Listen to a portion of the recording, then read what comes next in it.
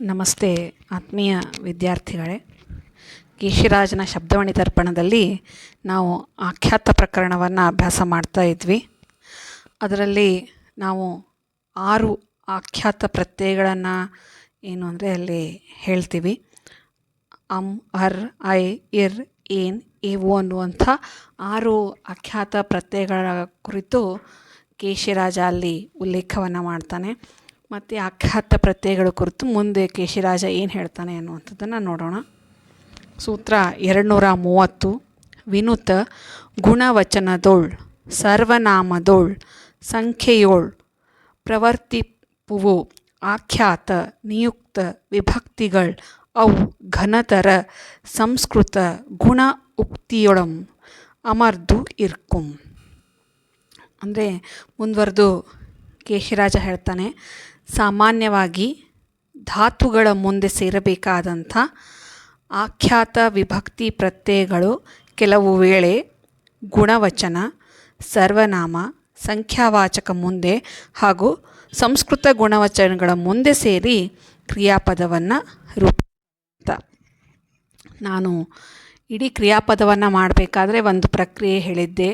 ಅಲ್ಲಿ ಧಾತು, ಕಾಲಸೂಚಕ ಪ್ರತ್ಯಯ ಮತ್ತು ಆಖ್ಯಾತ ಪ್ರತ್ಯಯ ಸೇರಿ ಕ್ರಿಯಾಪದಗಳಾಗ್ತವೆ ಅಂತ ಹೇಳಿ. ಆದರೆ ಇಲ್ಲಿ ಕೇಶಿರಾಜ ಏನು ಹೇಳ್ತಾನೆ ಅಂತಂದ್ರೆ, ಸಾಮಾನ್ಯವಾಗಿ ಧಾತು ಮುಂದೆ ಕಾಲಸೂಚಕ ಪ್ರತ್ಯಯ ಮತ್ತು ಆಖ್ಯಾತ ಪ್ರತ್ಯಯಗಳು ಬರ್ತಾವಲ್ಲ, ಆ ಧಾತುಗಳ ಬದಲಾಗಿ ಅಂತ ಹೇಳ್ತಾನೆ. ಕೆಲವು ವೇಳೆ ಮಾತ್ರ ಆ ಧಾತುವನ್ನು ಬದಲಾಗಿ ಏನು ಬರ್ತಾವೆ ಅಂದ್ರಲ್ಲಿ ಗುಣವಚನ, ಸರ್ವನಾಮ, ಸಂಖ್ಯಾವಾಚಕಗಳು ಬರ್ತವೆ ಅಂತ. ಹಾಗೆ ಇದು ಕನ್ನಡದಲ್ಲಾದರೆ ಸಂಸ್ಕೃತದ ಗುಣವಚನಗಳ ಮುಂದೆನೂ ಆಖ್ಯಾತ ಪ್ರತ್ಯಯ ಸೇರಿ ಏನಾಗ್ತದೆ ಅಂತಂದರೆ ಅಲ್ಲಿ ಕ್ರಿಯಾಪದ ಆಗ್ತದೆ ಅಂತ. ಅಂದರೆ ಇಲ್ಲಿ ಸರಳವಾಗಿ ತಿಳ್ಕೊಳ್ಳೋದು ಅಂದರೆ ಧಾತುವಿನ ಬದಲಾಗಿ ನಾವು ಹೇಗೆ ಧಾತು, ಕಾಲಸೂಚಕ ಪ್ರತ್ಯಯ, ಆಖ್ಯಾತ ಪ್ರತ್ಯಯ ಸೇರಿ ಕ್ರಿಯಾಪದ ಆಗ್ತದೋ ಇಲ್ಲೇನಾಗ್ತದೆ ಅಂದರೆ ಗುಣವಚನ ಇರ್ತದೆ, ಸಂಖ್ಯಾವಾಚಕ ಇರ್ತದೆ ಅಥವಾ ಸರ್ವನಾಮ ಇರ್ತದೆ. ಇದು ಮೂರಲ್ಲಿ ಯಾವುದಾದ್ರೂ ಒಂದಿರ್ತದೆ, ಜೊತೆಗೆ ಕಾಲಸೂಚಕ ಪ್ರತ್ಯಯ, ಅದರ ಜೊತೆಗೆ ಆಖ್ಯಾತ ಪ್ರತ್ಯಯ ಸೇರಿ ಕ್ರಿಯಾಪದ ಆಗ್ತದೆ ಅನ್ನುವಂಥದ್ದು. ಒಟ್ಟಾರೆ ಧಾತುವಿನ ಬದಲಾಗಿ ಇವು ಮೂರಲ್ಲಿ ಯಾವುದಾದ್ರೂ ಒಂದಿರ್ತದೆ ಅನ್ನುವಂಥದ್ದನ್ನು ಕೇಶಿರಾಜ ಇದರಲ್ಲಿ ಪ್ರತಿಪಾದನೆಯನ್ನು ಮಾಡ್ತಾನೆ. ನಾವು ಉದಾಹರಣೆಯನ್ನು ನೋಡಬೇಕು ಅಂದರೆ, ಗುಣವಚನಕ್ಕೆ ಉದಾಹರಣೆಯನ್ನು ನೋಡಬೇಕು ಅಂದರೆ ಒಳಿದಂ, ಇದು ನಾವು ಪ್ರಥಮ ಪುರುಷ ಏಕವಚನಕ್ಕೆ ಅಮ್ಮ ಅಂತ ಹೇಳಿದ್ವಲ್ಲ, ಆ ಥರನೇ ಎಲ್ಲ ಪ್ರಥಮ ಪುರುಷ ಬಹುವಚನ, ಆಮೇಲೆ ಮಧ್ಯಮ ಪುರುಷ ಏಕವಚನ ಬಹುವಚನ, ಹಾಗೆ ಉತ್ತಮ ಪುರುಷ ಏಕವಚನ ಬಹುವಚನ, ಆ ಥರನೇ ಉದಾಹರಣೆಗಳನ್ನು ಇಲ್ಲಿ ಕೇಶಿರಾಜ ಕೊಡ್ತಾನೆ. ಒಳಿದಂ, ಒಳ್ ಅನ್ನುವಂಥದ್ದೇನು ಅಂದರೆ ಇಲ್ಲಿ ಅದು ಗುಣವಚನ ಅಂತ ಹೇಳುವಂಥದ್ದು. ಒಳ್ಳಿದಂ, ಒಳ್ಳಿದರ್, ಒಳ್ಳಿದೈ, ಒಳ್ಳಿದಿರ್, ಒಳ್ಳಿದೇಂ, ಒಳ್ಳೆದೇವು, ಈ ಥರ ಅಷ್ಟು ಏನು ಅಂದರೆ ಅಷ್ಟು ಪುರುಷತ್ರಯಗಳಲ್ಲಿ ಬರುವಂತಹ ಆಖ್ಯಾತ ಪ್ರತ್ಯಯಗಳನ್ನು ಸೇರಿಸಿ ಏನು ಅಂತಂದರೆ ಕ್ರಿಯಾಪದವನ್ನು ಮಾಡುವಂಥದ್ದು. ಇನ್ನು ಸರ್ವನಾಮಕ್ಕೆ ಉದಾಹರಣೆ ಅಂದರೆ ಪೆರಂ, ಪೆರರ್, ಪೆರೈ, ಪೆರೀರರ್, ಪೆರನ್, ಪೆರಿವು, ಈ ಥರ ಏನು ಅಂದರೆ ಸರ್ವನಾಮಕ್ಕೆ ಉದಾಹರಣೆ. ಇನ್ನು ಸಂಖ್ಯೆಗೆ ಓರ್ವಂ, ಓರ್ವರ್, ಓರ್ವೈ, ಓರ್ವಿರ್, ಓರ್ವೆನ್, ಓರ್ವೆವು, ಇದು ಸಂಖ್ಯೆ. ಓರ್ವ ಅಂದರೆ ಒಂದು ಅಂತ ಅರ್ಥ. ಹಾಗೆ ಸಂಸ್ಕೃತದ ಗುಣವಚನಕ್ಕೆ ಉದ್ಧತಂ, ಉದ್ಧತರ್, ಉದ್ಧತನಯನ್, ಉದ್ಧತರಿರ್, ಉದ್ಧತೇನಂ, ಉದ್ಧತರವೆವು, ಈ ಥರ ಏನು ಅಂತಂದರೆ ಧಾತುವಿನ ಬದಲಾಗಿ ಗುಣವಚನ, ಸರ್ವನಾಮ, ಸಂಖ್ಯಾವಾಚಕಗಳೇನು ಅಂದರೆ ಧಾತುವಿನ ಸ್ಥಾನದಲ್ಲಿ ಬಂದು ಅಲ್ಲಿ ಕ್ರಿಯಾಪದವನ್ನು ಉಂಟು ಮಾಡ್ತವೆ ಅನ್ನುವಂಥದ್ದನ್ನು ಆತ ಸೂತ್ರ ಇದರಲ್ಲಿ ಹೇಳುವಂಥದ್ದು. ಮುಂದುವರೆದು ಸೂತ್ರ 232. ದಪ ವಕಾರಂಗಳ್ ತಪ್ಪದೆ ಕಾಲತ್ರಯ ವಿಭಕ್ತಿ ಮೂಲದೋಳ್ ಅಕ್ಕುಂ. ದಪ ಆದಿಗೆ ಈಕಾರಾಗಮಂ ಅಪ್ಪುದು ವತ್ವಕ್ಕೆ ಇಲ್ಲ ಅದುಂ ತ್ರಿವಚನ ಅನುಗತಂ. ಕೇಶಿರಾಜ ಈ ಸೂತ್ರ 232ರಲ್ಲಿ ಯಾವ ವಿಷಯವನ್ನು ಕುರಿತು ಪ್ರಸ್ತಾಪ ಮಾಡ್ತಾನೆ ಅಂತಂದರೆ, ನಾನು ಆಗಲೇ ಹೇಳಿದ ಹಾಗೆ ಧಾತು, ಕಾಲಸೂಚಕ ಪ್ರತ್ಯಯ, ಆಖ್ಯಾತ ಪ್ರತ್ಯಯ ಸೇರಿ ಏನು ಅಂತಂದರೆ ಅಲ್ಲಿ ಕ್ರಿಯಾಪದ ಆಗ್ತದೆ ಅಂತ ನೀವು ಇಲ್ಲಿ ಸ್ಕ್ರೀನ್ ಮೇಲೂ ನೋಡ್ಬೋದು. ಆ ಕಾಲಸೂಚಕ ಪ್ರತ್ಯಯಗಳು ಯಾವುವು ಅನ್ನುವಂಥದ್ದನ್ನು ಈ ಒಂದು ಸೂತ್ರದಲ್ಲಿ ವಿವರಿಸ್ತಾನೆ. ಹಿಂದೆನೂ ನಾನು ಹಿಂದಿನ ತರಗತಿಯಲ್ಲೂ ಹೇಳಿದ್ದೆ ಇದ್ರ ಬಗ್ಗೆ. ಭೂತಕಾಲದ ಕಾಲಸೂಚಕ ಪ್ರತ್ಯಯ ಯಾವುದು ಅಂದರೆ ದ ಅಂತ ಹೇಳ್ತೀವಿ. ವರ್ತಮಾನ ಕಾಲದ ಕಾಲಸೂಚಕ ಪ್ರತ್ಯಯ ಯಾವುದು ಅಂದರೆ ದಪ ಅಂತ ಹೇಳ್ತೀವಿ. ಹಾಗೆ ಭವಿಷ್ಯತ್ ಕಾಲದ್ದು ಕಾಲಸೂಚಕ ಪ್ರತ್ಯಯ ಯಾವುದು ಅಂದರೆ ವ ಅಂತ ಹೇಳ್ತೀವಿ. ಹೀಗೆ ಇವು ಮೂರು ದ ದಪ ವ ಇವು ಮೂರು ಪ್ರಥಮ, ಮಧ್ಯಮ ಮತ್ತು ಉತ್ತಮ ಪುರುಷಗಳಲ್ಲಿ ಮತ್ತು ಆಖ್ಯಾತ ಪ್ರತ್ಯಯಗಳ ಮೊದಲಿಗೆ ಬರ್ತವೆ ಅಂತ ಹೇಳ್ತಾರೆ. ಅಂದರೆ ಆಖ್ಯಾತ ಪ್ರತ್ಯಯಕ್ಕಿಂತ ಮೊದಲೇ ಏನು ಅಂತಂದರೆ ಕಾಲಸೂಚಕ ಪ್ರತ್ಯಯಗಳು ಬರ್ತವೆ, ನಮಗೆಲ್ಲರಿಗೂ ಗೊತ್ತಿರುವಂಥದ್ದು. ಯಾಕಂದ್ರೆ ಧಾತು, ಕಾಲಸೂಚಕ ಪ್ರತ್ಯಯ ಮತ್ತು ಆಖ್ಯಾತ ಪ್ರತ್ಯಯ ಅಂತ ಹೇಳ್ತೀವಿ. ಆ ಕಾರಣದಿಂದ ಏನು ಅಂತಂದರೆ ಈ ಮೂರು ಪುರುಷತ್ರಯಗಳ ಮೊದಲಿಗೆ ಏನು ಅಂದರೆ, ಅಥವಾ ಆಖ್ಯಾತ ಪ್ರತ್ಯಯಗಳ ಮೊದಲಿಗೆ ಈ ಕಾಲಸೂಚಕಗಳು ಬರ್ತವೆ. ಭೂತಕಾಲಕ್ಕೆ ದ, ವರ್ತಮಾನ ಕಾಲಕ್ಕೆ ದಪ, ಭವಿಷ್ಯತ್ ಕಾಲಕ್ಕೆ ಪ್ರತ್ಯಯ ಅಂತ ಹೇಳ್ತೀವಿ. ಇಲ್ಲಿ ಉದಾಹರಣೆಯನ್ನು ನೋಡ್ಬೋದಾದರೆ, ಪಾಡು ಅನ್ನುವಂಥದ್ದು ಅದೊಂದು ಧಾತು. ದ ಅನ್ನುವಂಥದ್ದು ನೋಡಿ ಭೂತಕಾಲದ ಕಾಲಸೂಚಕ ಪ್ರತ್ಯಯ. ಏಮ್ ಅನ್ನುವಂಥದ್ದು ಸಹ ಏನು ಅಂತಂದರೆ ಅದು ಪುರುಷತ್ರಯ. ಮೂರನ್ನು ಸೇರಿಸಿದಾಗ ಪಾಡಿದಂ ಅನ್ನುವಂಥ ಒಂದು ಕ್ರಿಯಾಪದ ಉಂಟಾಗ್ತದೆ. ಪಾಡಿದಂ ಅಂದರೆ ಇದು ಅಲ್ಲಿ ದ ಅನ್ನುವಂಥ ಕಾಲಸೂಚಕ ಪ್ರತ್ಯಯ ಬಂದಿರೋದ್ರಿಂದ ಇದು ಯಾವ ಕ್ರಿಯಾಪದ, ಭೂತಕಾಲದ್ದೋ, ಭವಿಷ್ಯತ್ ಕಾಲದ್ದೋ, ವರ್ತಮಾನ ಕಾಲದ್ದೋ ಅಂತ ನಮಗೆ ಗೊತ್ತಾಗ್ತದೆ. ದ ಅಂತ ಇತ್ತು ಅಂದರೆ ಅದು ಭೂತಕಾಲ ಅಂತ ಅರ್ಥ. ದಪ ಅಂತ ಇದ್ದರೆ ಅದು ವರ್ತಮಾನ ಕಾಲ. ಭವಿಷ್ಯತ್ ಕಾಲ ಇತ್ತು ಅಂದರೆ ಅದು ವ ಅನ್ನುವಂಥದ್ದು ಬರ್ತದೆ. ಅದ್ರ ಮೂಲಕ ಆ ಕ್ರಿಯಾಪದಗಳನ್ನು ನಾವೇನು ಮಾಡ್ಬೋದು, ಕಂಡುಹಿಡಿಬಹುದು. ಇದು ಸಹಜವಾಗಿ ಸ್ಪರ್ಧಾತ್ಮಕ ಪರೀಕ್ಷೆಗಳಲ್ಲಿ ಈ ರೀತಿ ಕೇಳ್ತಾ ಇರ್ತಾರೆ. ಆ ಒಂದು ಕ್ರಿಯಾಪದವನ್ನು ಕೊಟ್ಟು ಇದು ಯಾವ ಕಾಲದ್ದು ಅಂತ. ಆವಾಗ ಈ ಕಾಲಸೂಚಕ ಪ್ರತ್ಯಯಗಳನ್ನು ನೀವು ನೆನ್ಪಿಟ್ಕೊಂಡ್ರಿ ಅಂತಂದರೆ, ಹೊಸಗನ್ನಡದ್ದು ಮತ್ತು ಹಳಗನ್ನಡದ್ದು ಎರಡನ್ನೂ ನೀವು ನೆನ್ಪಿಟ್ಕೊಂಡ್ರಿ ಅಂತಂದರೆ ಖಂಡಿತವಾಗ್ಲೂ ಏನು ಅಂತಂದರೆ ನಿಮ್ಮ ಪರೀಕ್ಷೆಗೆ ಅನುಕೂಲ ಆಗುವಂಥದ್ದು. ಇನ್ನು ಮುಂದುವರೆದು ಇದೇ ಸೂತ್ರದಲ್ಲಿ ಕೇಶಿರಾಜ ಹೇಳುವಂಥದ್ದೇನು ಅಂತಂದರೆ, ದ ಮತ್ತು ದಪ ಪ್ರತ್ಯಯಗಳ ಹಿಂದೆ, ಅಂದರೆ ಭೂತಕಾಲ ಮತ್ತು ವರ್ತಮಾನ ಕಾಲ ಇವುಗಳ ಪ್ರತ್ಯಯಗಳ ಹಿಂದೆ ಏಕವಚನ, ದ್ವಿವಚನ ಮತ್ತು ಬಹುವಚನಗಳಲ್ಲಿ ಉಕಾರಾಂತ ಧಾತುಗಳಿಗೆ ಇದಾಗಮನ ಬರುತ್ತದೆ. ಅಂದರೆ ಇಲ್ಲಿ ಭೂತಕಾಲ ಮತ್ತು ವರ್ತಮಾನ ಕಾಲದ ಪ್ರತ್ಯಯಗಳ ಹಿಂದೆ ಏಕವಚನ, ದ್ವಿವಚನ ಮತ್ತು ಬಹುವಚನಗಳಲ್ಲಿ ಊಕಾರ ಬಂತು ಅಂತಂದರೆ ಅಲ್ಲಿ ಈ ಅನ್ನುವಂಥದ್ದು ಸಹ ಸೇರ್ತದೆ. ಕಾಲಸೂಚಕ ಪ್ರತ್ಯಯಕ್ಕಿಂತ ಮೊದಲು ಈ ಅನ್ನುವಂಥದ್ದು ಆಗಮನ ಆಗ್ತದೆ ಅನ್ನುವಂಥದ್ದನ್ನು ಉದಾಹರಣೆನ ಕೊಡ್ತಾರೆ. ಈಗ ಉದಾಹರಣೆಯನ್ನು ನೋಡೋಣ. ದ ಅನ್ನುವಂಥದ್ದಕ್ಕೆ ನಾವು ಭೂತಕಾಲದ ದ ಅನ್ನುವಂಥದ್ದಕ್ಕೆ ಇಲ್ಲಿ ಏಕವಚನವು ಬರ್ಬೋದು, ದ್ವಿವಚನ ಅಥವಾ ಬಹುವಚನ ಮೂರು ಬರ್ಬೋದು. ಈಗ ಉದಾಹರಣೆ ತಾಗು, ಅಲ್ಲಿ ಉಕಾರ ಅಂತ ಬಂತವೋ ಇಲ್ವೋ? ಪೂರ್ವ ಪದದಲ್ಲಿ ಉಕಾರ ಅಂತ ಬಂದಿದೆ. ತಾಗು ಅಲ್ಲೇನು ಮಾಡ್ತದೆ ಅಂದರೆ ಮಧ್ಯದಲ್ಲಿ ಕಾಲಸೂಚಕ ಪ್ರತ್ಯಯಕ್ಕಿಂತ ಪೂರ್ವದಲ್ಲಿ ಏನಿದೆ ಅಂತಂದರೆ ಈ ಎನ್ನುವಂಥದ್ದು ಬರ್ತದೆ. ಮುಂದೆ ಏನು ಅಂದರೆ ದ ಅನ್ನುವಂಥ ಕಾಲಸೂಚಕ ಪ್ರತ್ಯಯ ಬರ್ತದೆ. ತದನಂತರ ಏನು ಅಂತಂದರೆ ತಾಗಿದಮ್ ಅನ್ನುವಂಥದ್ದು ಅಲ್ಲಿ ಏನಾಗ್ತದೆ, ಕ್ರಿಯಾಪದ ಆಗ್ತದೆ. ಮುಂದೆ ದಪ ಅನ್ನುವಂಥದ್ದು ಅಂದರೆ ನಾವು ವರ್ತಮಾನ ಕಾಲದ್ದು ಉದಾಹರಣೆ ಅಂತ ತೊಗೊಂಡ್ರೆ ಅಂಜಿಸು, ಅಲ್ಲೂ ಸಹ ಉಕಾರ ಅಂತ ಧಾತು ಬಂತು, ಅಂಜಿಸು. ಹೌದಾ? ಅದ್ರ ಮಧ್ಯೆ ಯಾವುದು ಅಂದರೆ ಈ ಅನ್ನುವಂಥದ್ದು ಆಗಮನ ಆಗ್ತದೆ ಅಂತ ಹೇಳ್ತಾರೆ. ಮುಂದೆ ದಪ ಅನ್ನುವಂಥ ಕಾಲಸೂಚಕ ಪ್ರತ್ಯಯ, ಅದರ ಜೊತೆಗೆ ಅನ್ನುವಂಥದ್ದು ಏಕವಚನ, ಪ್ರಥಮ ಪುರುಷ ಇರುವಂಥದ್ದು. ಅದನ್ನು ನೋಡಿದಾಗ ಅಂಜಿಸಿ ದಪಂ ಅಂದಾಗ ನಮಗಿದು ಯಾವ ಒಂದು ಕ್ರಿಯಾಪದ ಅಂತ ಗೊತ್ತಾಗ್ತದೆ ಅಂದರೆ ಇದು ವರ್ತಮಾನದ ಕ್ರಿಯಾಪದ ಅಂತ. ಅಂದರೆ ದ ಮತ್ತು ದಪ ಪ್ರತ್ಯಯಗಳ ಹಿಂದೆ ಅಂದರೆ ಉಕಾರ ಅಂತ ಧಾತು ಇತ್ತು ಅಂದರೆ ಅಲ್ಲಿ ಈ ಆಗಮನ ಆಗ್ತದೆ. ತದನಂತರ ಕಾಲಸೂಚಕ ಪ್ರತ್ಯಯ, ತದನಂತರ ಆಖ್ಯಾತ ಪ್ರತ್ಯಯ ಬರ್ತದೆ ಅನ್ನುವಂಥದ್ದನ್ನು ಕೇಶಿರಾಜ ಹೇಳ್ತಾನೆ. ಹಾಗೆ ಮುಂದುವರೆದು ಭೂತ ಮತ್ತು ವರ್ತಮಾನ ಹೇಳಿದಂಥ ಕೇಶಿರಾಜ ಭವಿಷ್ಯತ್ ಕಾಲದ ಪ್ರತ್ಯಯವಾದ ವಕಾರಕ್ಕೆ ಇಕಾರಾಗಮನ ಆಗುವುದಿಲ್ಲ ಅಂತ ಹೇಳ್ತಾನೆ. ಭೂತ ಮತ್ತು ವರ್ತಮಾನಗಳಿಗೆ ಇಕಾರ ಆಗಮನ ಆದರೆ ಭವಿಷ್ಯತ್ ಕಾಲದ ವದ್ ಮಧ್ಯದಲ್ಲಿ ಏನು ಅಂತಂದರೆ ಯಾವ ಈ ಅವನು ಸಹ ಆಗಮನ ಆಗುವುದಿಲ್ಲ, ಅಂದರೆ ಇಕಾರ ಆಗಮನ ಆಗುವುದಿಲ್ಲ ಅಂತ ಹೇಳ್ತಾನೆ.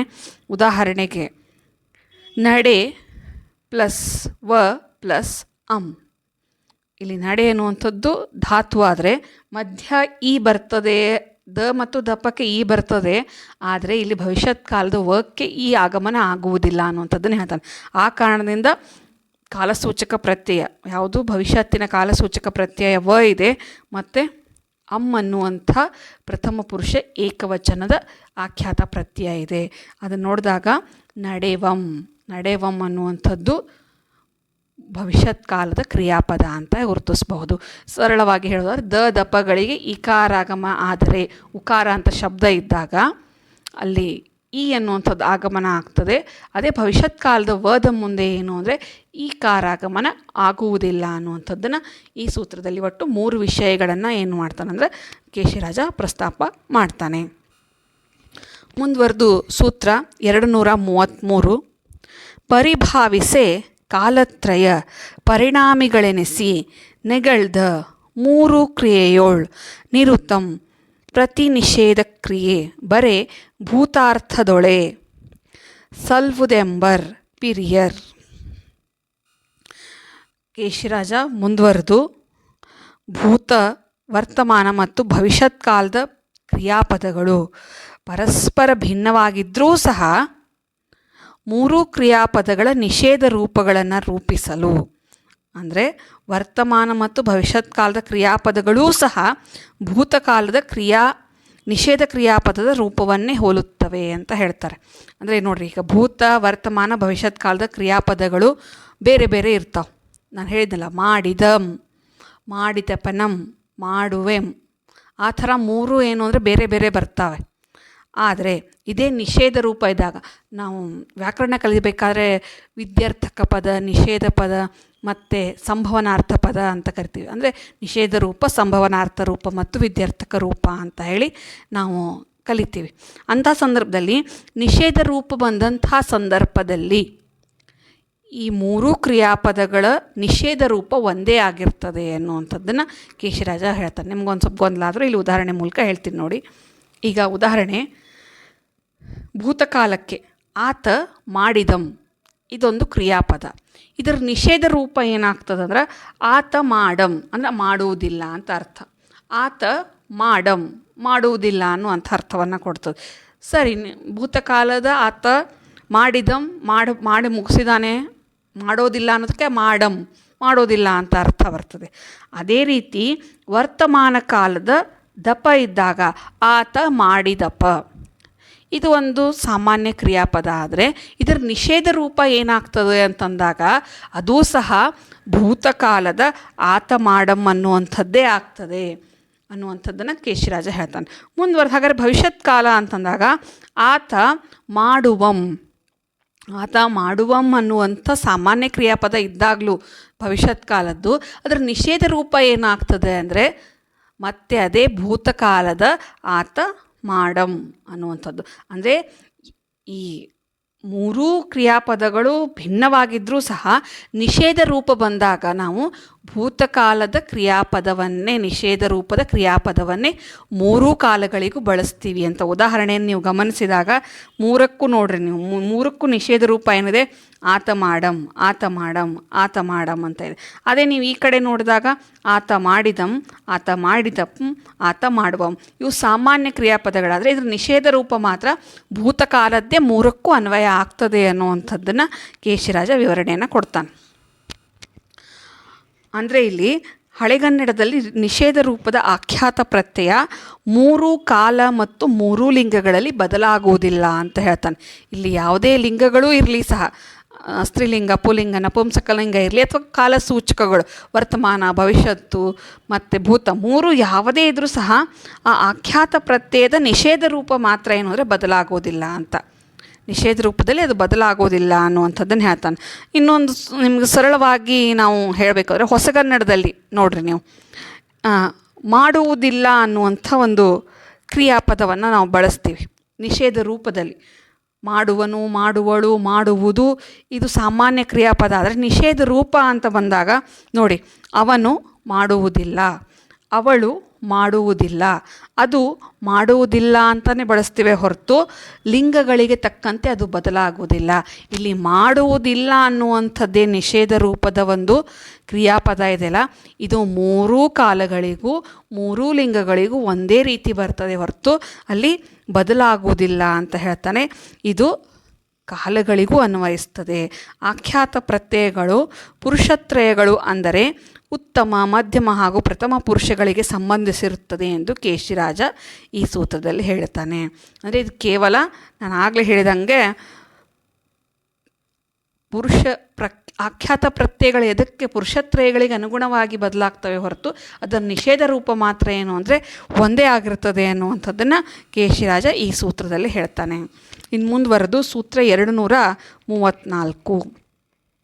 ಪುರುಷತ್ರಯಂ ಅವು ಸ್ವಾರ್ಥಂ ಉಚ್ಚರಿತಂಗಳ್ ಯುಗಪದದುಕ್ತಿಗೆ ಉತ್ತಮ ಪುರುಷಂ ಪರಂ ಅದಂ ಉಳಿದಿರೆ ಮಧ್ಯಂ ಪುರುಷಂ ಕ್ರಮಗಣನಂ ಇರೆಯುಂ ಒಲ್ದಂತೆ ಇರೆಯುಂ. ಈ ಸೂತ್ರದಲ್ಲಿ ಕೇಶಿರಾಜ ಹೇಳುವಂಥದ್ದೇನು ಅಂತಂದರೆ ಪುರುಷತ್ರಯಗಳಾದಂಥ ಪ್ರಥಮ, ಮಧ್ಯಮ ಮತ್ತು ಉತ್ತಮ ಪುರುಷಗಳು ತಮಗೆ ಸ್ವತಂತ್ರವಾಗಿರುತ್ತವೆ ಅಂತ ಹೇಳ್ತಾನೆ. ಪುರುಷತ್ರಯಗಳು ಕ್ರಮವಾಗಿದ್ದರು ಅಂದರೆ ಉತ್ತಮ, ಮಧ್ಯಮ, ಪ್ರಥಮ ಅಂತ ಕ್ರಮಬದ್ಧವಾಗಿ ಇದ್ರೂ ಅಥವಾ ವ್ಯತ್ಯಯವಾಗಿದ್ದರು ಅಂದರೆ ವ್ಯತ್ಯಾಸವಾಗಿದ್ದರು ಅಂದರೆ ಮೊದಲು ಪ್ರಥಮ ಬಂದು ಆಮೇಲೆ ಮಧ್ಯಮ ಆಮೇಲೆ ಉತ್ತಮ ಆ ಥರ ಬಂದ್ರೂ ಸಹ ಮೂರರಲ್ಲಿ ಯಾವುದಕ್ಕೆ ಮಹತ್ವ ಇರ್ತದೆ ಅಂದರೆ ಉತ್ತಮ ಪುರುಷಕ್ಕೆ ಮುಖ್ಯತ್ವ ಇರ್ತದೆ. ಮೂರರಲ್ಲಿ ಯಾವುದು ಮುಖ್ಯ? ಪ್ರಥಮ, ಮಧ್ಯಮ, ಉತ್ತಮ ಪುರುಷ ಅಂತಂದಾಗ ಅದರಲ್ಲಿ ಯಾವುದಕ್ಕೆ ಮಹತ್ವ ಇರ್ತದೆ ಅಂದರೆ ಉತ್ತಮ ಪುರುಷಕ್ಕೆ ಮಹತ್ವ ಇರ್ತದೆ ಅಂತ.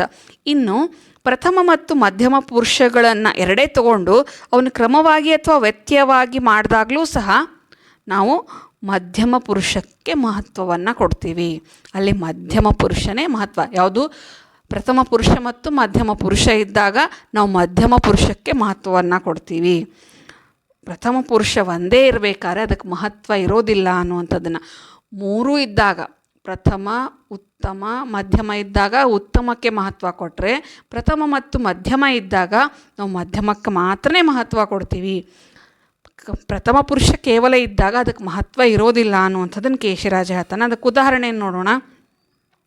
ಸ್ವತಂತ್ರ ಇದ್ದಾಗ ಆತನಿರ್ಧಂ, ಆತ ಅನ್ನುವಂಥದ್ದಿಲ್ಲಿ ಪ್ರಥಮ ಪುರುಷ, ಇರ್ಧಂ. ನೀ ಕಂಡೆಯಂ, ಇದರಲ್ಲಿ ಏಕವಚನ ಬಹುವಚನ ಎರಡೂ ಇದೆ. ನೀ ಕಂಡಿರ್, ನಿಮ್ ಕಂಡಿರ್ ಅಂದರೆ ಇಲ್ಲಿ ನೀನು ಅನ್ನುವಂಥದ್ದು ಮಧ್ಯಮ ಪುರುಷ. ಆನ್ ಕೇಳ್ದಂ, ಆನ್ ಕೇಳ್ದೆವು. ಆನ್ ಅಂದರೆ ಇಲ್ಲಿ ತಾನು ಅಂತ ಅಥವಾ ನಾನು ಅಂತ, ಅದು ಉತ್ತಮ ಪುರುಷ ಅಂತ. ಮೂರು ತನ್ನ ಪಾಡಿಗೆ ತಾವು ತಮ್ಮ ಮಹತ್ವವನ್ನು ಹೊಂದಿರ್ತದೆ. ಅದೇ ಉತ್ತಮ ಪುರುಷ, ಮೂರರಲ್ಲೂ ಉತ್ತಮ ಪುರುಷ ಮಹತ್ವ ಕ್ರಮವಾಗಿದ್ದಾಗ, ಉದಾಹರಣೆ ಆತನು, ನೀನು, ಆನು. ಪೊರಗಾಗಿರ್ದೆನ್ ಅವನಿಪತಿಗೆ ಪಿಸುರಣಿಂ. ಇಲ್ಲಿ ಆತನು ಅಂತಂದಾಗ ಪ್ರಥಮ ಪುರುಷ, ನೀನು ಮಧ್ಯ ಪುರುಷ, ಆನು ಅಂದರೆ ಉತ್ತಮ ಪುರುಷ. ಇವು ಮೂರೂ ಇದ್ದಾಗ ಯಾವುದು ಮಹತ್ವ ಪಡೀತಂದರೆ ಆನು ಅಂದರೆ ನಾನು ಅಂತ ಹೇಳ್ತಾ ಉತ್ತಮ ಪುರುಷ ಅಂತ. ಇನ್ನು ಕ್ರಮ ವ್ಯತ್ಯಯ ಅಂದರೆ ಮೊದಲು ಮಧ್ಯಮ ಪುರುಷ ಬಂದು ಆದಮೇಲೆ ಆ ಥರ ಎರಡನೇದ್ದು ಪ್ರಥಮ ಪುರುಷ ಬಂದರು, ಆ ಥರ ಇದ್ದಾಗಲೂ ಸಹ ಯಾವುದಕ್ಕೆ ಮಹತ್ವ ಇರ್ತಂದರೆ ಉತ್ತಮಕ್ಕೆ ಮಹತ್ವ. ಈಗ ಎಕ್ಸಾಂಪಲ್, ನೀನು, ಆತನು, ಆನು ಮಣಿಕೂಟ ನಗರಕ್ಕೆ ಪೋಪೆವು. ಇಲ್ಲಿ ನೀನು ಅನ್ನುವಂಥದ್ದು ಮಧ್ಯಮ ಪುರುಷ, ಅಲ್ಲಿ ಆತನು ಬಂದು ಪ್ರಥಮ ಪುರುಷ ಬಂದಿತ್ತು ಮೊದಲನೇ ಉದಾಹರಣೆಯಲ್ಲಿ. ಆತನು ಪ್ರಥಮ ಪುರುಷ ಅಲ್ಲಿ ಮೊದಲು ಬಂದಿತ್ತು ಉದಾಹರಣೆಯಲ್ಲಿ. ಆನು ಅನ್ನುವಂಥದ್ದು ಇಲ್ಲಿ ಕೊನೆಯದಾಗಿ ಬಂದಿರುವಂಥದ್ದು. ಮಣಿಕೂಟ ನಗರಕ್ಕೆ ಪೋಪೆವು. ಆನು ಅಂದರೆ ನಾನು ಅನ್ನುವಂಥದ್ದೇ ಏನು ಅಂದರೆ ಉತ್ತಮ ಪುರುಷ ಅನ್ನುವಂಥದ್ದನ್ನು ನಾವು ಉದಾಹರಣೆನ ಹೇಳ್ತಿರ್ತೀವಲ್ಲ, ಆಳು ಮಾಡಿದ ಹಾಳು, ಮಗ ಮಾಡಿದ ಮಧ್ಯಮ, ತಾನು ಮಾಡಿದ ಶ್ರೇಷ್ಠ ಅಂತ. ಇದು ಸಹ ಅದನ್ನು ನಾವಿಲ್ಲಿ ಅನ್ವಯ ಮಾಡ್ಕೋಬಹುದು. ಇಲ್ಲಿ ನೀನು ಅನ್ನುವಂಥ ಮಧ್ಯಮ ಪುರುಷನೂ ಶ್ರೇಷ್ಠ ಅಲ್ಲ, ಆತ ಅನ್ನುವಂಥ ಪ್ರಥಮ ಪುರುಷನೂ ಶ್ರೇಷ್ಠ ಅಲ್ಲ, ಬದಲಾಗಿ ನಾನು ಅನ್ನುವಂಥ ಉತ್ತಮ ಪುರುಷನೇ ಇಲ್ಲಿ ಮಹತ್ವದ್ದು ಅನ್ನುವಂಥದ್ದನ್ನು ಇಲ್ಲಿ ಹೇಳುವಂಥದ್ದು. ಇದು ಕ್ರಮ ವ್ಯತ್ಯಾಸ ಆದಾಗ ಅಂತ. ಮತ್ತೊಂದು ಉದಾಹರಣೆನೂ ಕೊಟ್ಟಿದ್ದಾನೆ, ಅಂದರೆ ಹಿಂದೆ ಮುಂದೆ ಮಾಡಿ ಕೊಟ್ಟಿದ್ದಾನೆ. ಆತನು, ಆನು, ನೀನು ಕಜ್ಜದ ತೆರೆನರೆದುಂ ಪೇಳ್ವುಂ. ಆನು, ನೀನು, ಆತನು ಬೆಸಕೈವೆವು. ಈ ಥರ ಹಿಂದೆ ಮುಂದೆ 3 ಪುರುಷಾರ್ಥಗಳು ಹಿಂದೆ ಮುಂದೆ ಬಂದ ಥರ ಕೊಟ್ಟಾಗಲೂ ಅಲ್ಲಿ ಮಹತ್ವ ಇರೋದು ಉತ್ತಮ ಪುರುಷಕ್ಕೆ ಅಂತ. ಇನ್ನು ಮಧ್ಯಮ ಪುರುಷಕ್ಕೆ ಮಹತ್ವ ಯಾವಾಗ ಪ್ರಥಮ ಮತ್ತು ಮಧ್ಯಮ ಪುರುಷ ಎರಡೂ ಇದ್ದಾಗ ಮಧ್ಯಮ ಪುರುಷಕ್ಕೆ ಮಹತ್ವ ಅಂತ. ಉದಾಹರಣೆ ಕ್ರಮದಿಂದ ಇರಬೇಕಾದ್ರೆ ಆತನು ನೀನು ಕೂಡಿದರೆಪ್ಪೋ ಆಡವಕ್ಕೆ ಕಿಚ್ಚುಂ ಗಾಳಿಯಂ ಕೂಡಿದಂತೆ. ನೋಡಿರಿ, ಆತನು ಅಂದರೆ ಇಲ್ಲಿ ಪ್ರಥಮ ಪುರುಷ, ಪ್ರಥಮ ಅಂದರೆ ಮೊದಲಿದೆ, ನೀನು ಮಧ್ಯಮ ಪುರುಷ ನಂತರ ಇದೆ. ನಾವು ಹಾಗೆ ಪ್ರಥಮ ಮಧ್ಯಮ ಉತ್ತಮ ಅಂತ ಆತ ಕ್ರಮಬದ್ಧವಾಗಿ ಓದ್ತಾ ಇರ್ತೀವಲ್ಲ, ಹಾಗೆ ಇಲ್ಲಿ ಆತನು ಅಂತ ಪ್ರಥಮ ಪುರುಷ ಇದೆ, ನೀನು ಅನ್ನುವಂಥ ಮಧ್ಯಮ ಪುರುಷ ಇದ್ದಾಗ ನೀನು ಅನ್ನೋದಕ್ಕೆ ಹೆಚ್ಚು ಮಹತ್ವ ಬರ್ತದೆ. ಇನ್ನು ಕ್ರಮ ವ್ಯತ್ಯಾಸ ಆದಾಗ ನಾಳಿನ ದಿನದೋಳ್ ನೀನು ಆತನು ಕೂಡಿದ ಪಿರ್. ನೋಡಿ, ಇಲ್ಲಿ ಮೊದಲು ಕ್ರಮ ಇದ್ದಾಗ ಪ್ರಥಮ ಪುರುಷ ಆತನ ಅನ್ನುವಂಥದ್ದು ಮೊದಲು ಬಂದಿತ್ತು. ಅದರ ಕ್ರಮ ವ್ಯತ್ಯಾಸ ಇದ್ದಾಗ ನೀನು ಅನ್ನುವಂಥ ಮಧ್ಯಮ ಪುರುಷ ಮೊದಲು ಬಂದಿದೆ, ನಂತರ ಆತನು ಅನ್ನುವಂಥದ್ದು ಬಂದಿದೆ. ಹೀಗಾಗಿ ಎರಡೂ ಇದ್ದಾಗಲೂ ಸಹ ಏನು ಅಂತಂದರೆ ಅಲ್ಲಿ ಮಧ್ಯಮ ಪುರುಷಕ್ಕೆ ಮಹತ್ವ ಇರ್ತದೆ ಎನ್ನುವಂಥದ್ದನ್ನ ಹೇಳ್ತಾನೆ. ಈ ಥರ 3 ವಿಷಯಗಳನ್ನು ಕುರಿತು ಪ್ರಸ್ತಾಪ ಮಾಡ್ತಾನೆ ಕೇಶಿರಾಜ. 3 ಸೂತ್ರಗಳ ಮೂಲಕ ನಾವು ಹೇಳ್ತಾ ಇದ್ದೀವಿ. ಮತ್ತು ಮುಂದಿನ ಸೂತ್ರಗಳನ್ನು ಮತ್ತೆ ಮುಂದಿನ ತರಗತಿಯಲ್ಲಿ ನೋಡೋಣ. ಬಹಳಷ್ಟು ಹೇಳಿದಾಗ ನಿಮಗೂ ಗೊಂದಲಗಳಾಗ್ತವೆ ಅನ್ನೋ ಕಾರಣಕ್ಕೆ 3-4 ಸೂತ್ರಗಳನ್ನು ಮಾತ್ರ ಹೇಳ್ತಾ ನಿಮ್ಮ ಸಮಸ್ಯೆಗಳಿಗೆ ಅಥವಾ ನಿಮ್ಮ ದ್ವಂದ್ವಕ್ಕೆ ಪರಿಹಾರ ಕೊಡ್ತಾ ಇದ್ದೀನಿ. ದಯವಿಟ್ಟು ತಪ್ಪು ತಿಳ್ಕೊಬೇಡ್ರಿ, ಇವ್ರು ಬೇಗ ಮುಗಿಸ್ತಾ ಇಲ್ಲ ಅಂತ. ಯಾಕಂದರೆ ಇದು ಒಂದು ರೀತಿ ಗಣಿತ ಇದ್ದ ಹಾಗೆ, ಸರಿಯಾಗಿ ತಿಳಿತು ಅಂದರೆ ಸರಿಯಾಗಿ ಅರ್ಥ ಮಾಡ್ಕೊಳ್ಳಿಕ್ಕೆ ಸಾಧ್ಯ ಇದೆ. ಆ ಕಾರಣಕ್ಕೋಸ್ಕರ ಒಂದಿಷ್ಟು ಸಮಯ ತೆಗೆದುಕೊಂಡರೂ ಸಹ ಪರವಾಗಿಲ್ಲ. ಶಬ್ದಮಣಿ ದರ್ಪಣವನ್ನು ನಾವು ಆರಾಮಾಗಿ ಸಾವಕಾಶ ಕಲಿಯೋಣ ಅನ್ನುವಂಥದ್ದನ್ನು ಹೇಳ್ತೀನಿ. ಧನ್ಯವಾದಗಳು.